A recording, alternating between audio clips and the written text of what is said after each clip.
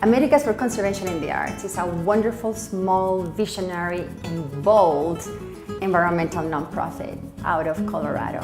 And we advance a healthy environment through advocacy, the arts, and the engagement of culturally diverse populations. We're trying to create a platform driven by arts and culture to create cross-cultural communication, understanding, tolerance, empathy, and bringing down that fear. We're trying to break that segregation, and you can only do it by this cross-cultural push.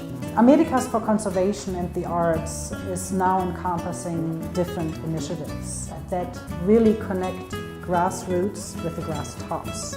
Two of the programs, Promotores Verdes and UCAN, Culturas Unidas por las Artes y las Naturalezas, United Cultures for Arts and Nature. Those two programs are aimed at empowering an environmental movement that is inclusive and diverse.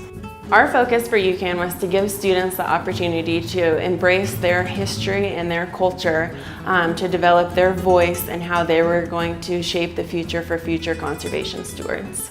We hosted 25 amazing young students from all over the country in this groundbreaking youth program.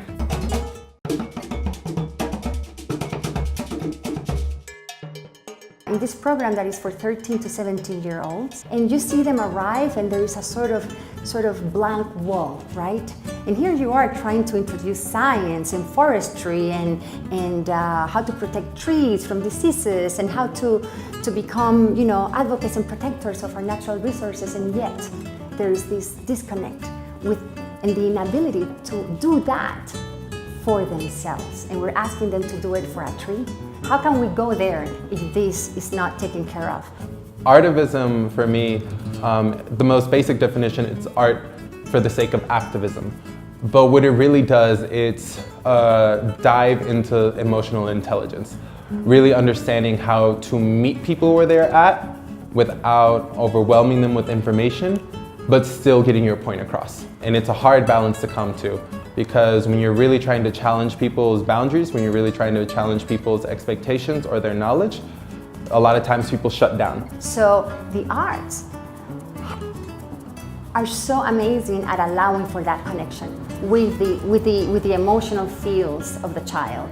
And so in our pilot project this summer, we did just that. We anchored a whole forestry and environmental education program in verbal, visual, and sound arts. And the outcome was incredible. These kids woke up in 24 hours through the spoken word, through moving their bodies, through basically connecting in the outdoors with other fellow students.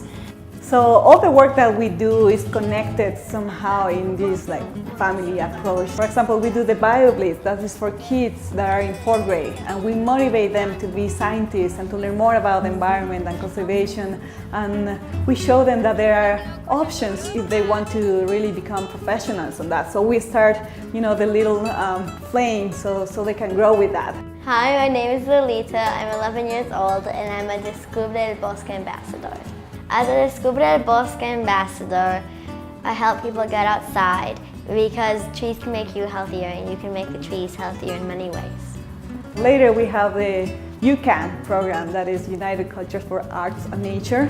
The kids really learn more about conservation topics, how to be educators about conservation, and they have a very close relationship with mentors that are scientists themselves, so they have someone to ask if they have questions about these career paths.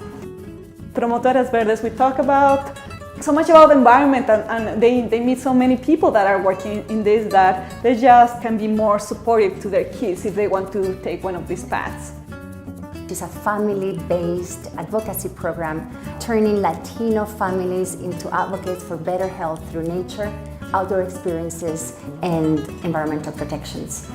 Let's do it through culturally meaningful ways, like let's do field trips together, let's anchor those field trips in Zumba dancing, in art, in music, in family interactions and games, and sports. It's proven to be so successful. We've engaged 35 families this summer, and we have a goal of engaging over 200 families in 3 years, which means over 1,000 family members. And it's a program that is proving to be perhaps the flagship of AFCA at this moment. because a lot of our problems are in place because we have failed to document our own movement. So we'll do that through Mandel-Villard Press, our publishing arm. We have published close to 15 books in 2 years, advancing diversity and conservation in cultural production of books. And we also do it through something very, very important, through building family and trust within our leadership. We have an annual festival, the America's Latino Eco Festival, and in that festival we basically incubate intersectional collaborations.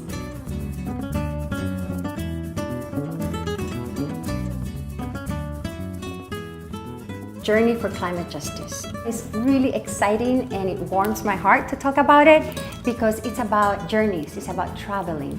Something happens when you put yourself in a different culture that opens up your senses in a way that nothing else does.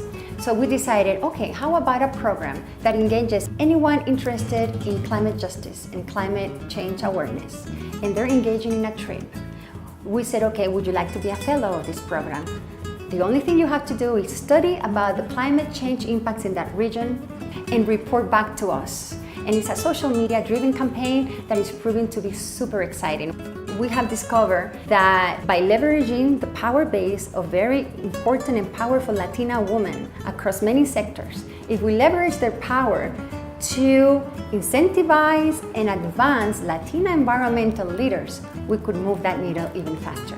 And latest initiative of AFCA is how can we build capacity for ourselves, and we're anchoring it in the leadership potential of Latina women.